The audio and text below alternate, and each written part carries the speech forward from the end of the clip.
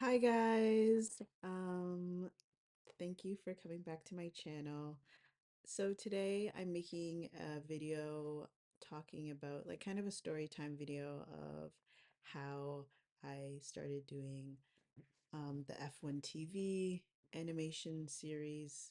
And for those of you that don't know, F1 TV is sort of like an entertainment group produced by Filthy, well, founded by Filthy, and there's a bunch of characters that they have like on the show. They do like vlogs on YouTube.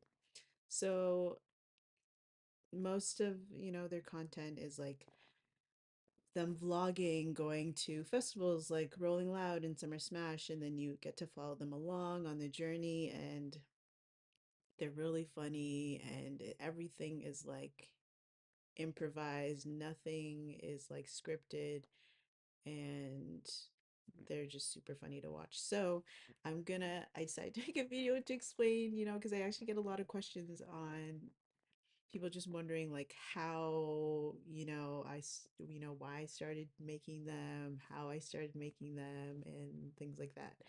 So actually, it's a funny story. Actually, it's funny and random, I guess. So I'm obviously a fan of Filthy and F1 TV, and I just felt inspired. They just are inspiring to be like, they inspired me to be creative. Like when I watch their vlogs and videos, like I just feel like I want to be creative, and they're so fun to like, I'm sorry, draw and stuff. I don't know. I was just feeling inspired. So I wanted to draw them. And so this was the very first drawing that I drew of them. This one right here. And so I drew this. I think this took me like maybe a couple hours to make. It was like quick. And so I drew it up. I what I do is like I use it just any markers. It's not even great quality markers. It was literally whatever I had in my house at the time. So it's like highlighters, permanent markers. I used a little bit of paint, pen, or like Sharpie pen to make this. And it took me a couple of hours. So once I draw it up, I actually photocopy the artwork, and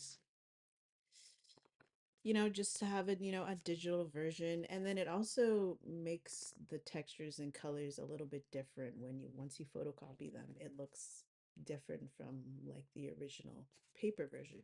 So it's cool to see, how the scanner affects the drawing, and, what colors are going to pick up from it. So I drew it, scanned it, made it digital, and then I posted it on Twitter. I posted the image on Twitter, and then I tagged Filthy, and then he saw it and he loved it, I guess. And so he asked me to make a cartoon. He just said, do a cartoon. Literally, that was it. And then I was like, ugh, in my head, I was like, I don't know how to make a cartoon. Like, I've never done an animation or anything like that. So I was like freaking out a little bit, but I was like, ugh, let me just keep my cool. And then I was just like, I was just like going with it. And I was like, yeah, sure. When Filthy asks you to do an animation, you just learn and just do the animation. You know what I'm saying? So I did it. I learned. I watched a bunch of YouTube videos that same day. I was like, okay, I'll do it. I watched a bunch of YouTube videos. I watched like South Park videos. There's actually an episode of South Park where the I think it's like their holiday special or something, but the creators actually break down and show you how they made the animation. So I literally followed, what they were doing. And then I also watched this other artist that does stop motion animation. I'm gonna try to look up his name because I forget. But I watched a lot of his videos, and I was really inspired with the way that he did his stop motion and art and stuff. So it was Terry Gilliam. Terry Gilliam is the artist that I watched to make this. He does paper stop animation with paper, and he just collects a bunch of magazines and newspapers and cuts them out and creates these cool animations with it. And you can literally just look up on Google Terry Gilliam, and it'll show you his videos. And he like really goes into detail and breaks it down very simply, like how to do it. And so yeah, like when so how I approached this project was, initially I was like, oh, maybe I can just print this off, make copies, and just cut these characters out and use that, the printout, um, to do my animations. But then I realized, like, if I were to just use this kind of paper, it like the colors wouldn't pop as much on camera, and it would be flimsy to kind of move the characters around. So in order to get a good saturated color and a solid paper, what I used was this cardstock paper. Um, and you can buy them in different colors. Um, but yeah, they sell this at Michael's, cardstock paper, and it gives it a nice firm, it's just more structured and sturdy. So it was easier to replicate the characters using this paper, and then using it using this paper to kind of move the characters around was like, it was just easier. It's better quality, it's sturdy, it lasts longer. Um so that's what I ended up doing. So again, what I did was replicated these redrew so what I did was I replicated these characters using the cardstock paper so that it could pick up on camera, and it was easy to move them when I was taking the different shots in the frames. So once I, drew my characters, cut them out, um, I'm going to show you what the finished product was. So the kind of this is from the the car episode, the car, what do you call it, the Waymo, right, the Waymo episode. So this is kind of what it looks like. The characters can move a little bit, they can move around, and it's important that they can move so that when you're doing the little, okay, see, the arms can move, the heads can move. And what's really the most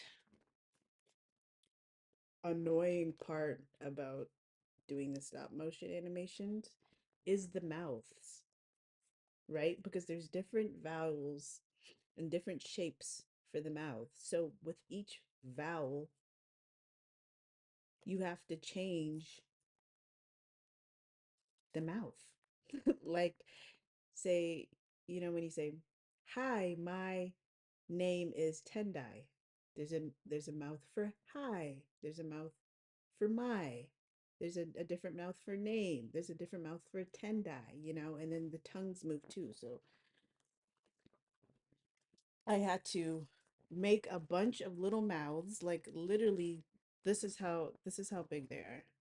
You can't even see. You can barely see. But this is like how big, I don't know, how big a mouth is, like, and then you just have to like this. That's how big the mouths are. Like that, right? And then you have to switch them out. That is the most annoying and tedious part of it all.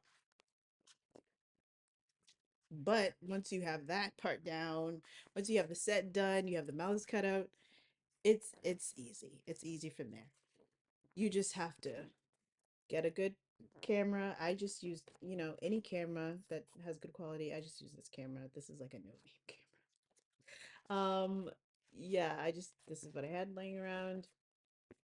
You make your background set, you make your characters, and then you can start shooting, right? And then you move your characters around, you change out the mouths depending on the audio, and you take multiple screenshots, like many, many, many, many frames.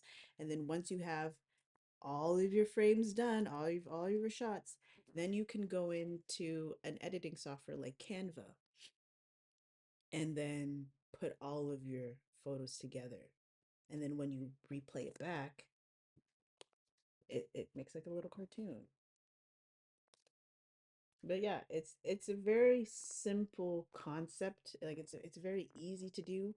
It just takes a lot of time and it's very tedious because there's again a lot of little small moving parts and things like that. But once you get the hang of it, it's easy. Honestly, it's easy to do. So yeah, that is. Oh, and then this. I think I made 4 episodes. If people enjoy watching them, I'd be happy to make more. Again, it just takes a lot of time to do. So those 4 episodes took a lot out of me. They took a lot out of me. I needed a little intermission. That's it, just an intermission. But I would love to make more. And then I made this second drawing for F1 TV. This is for their Rolling Loud. Oh no, wait, was it? Yeah, Rolling Loud Orlando show. And this one is my favorite one so far. I think this is my best piece so far. So if anyone is interested in buying these pieces,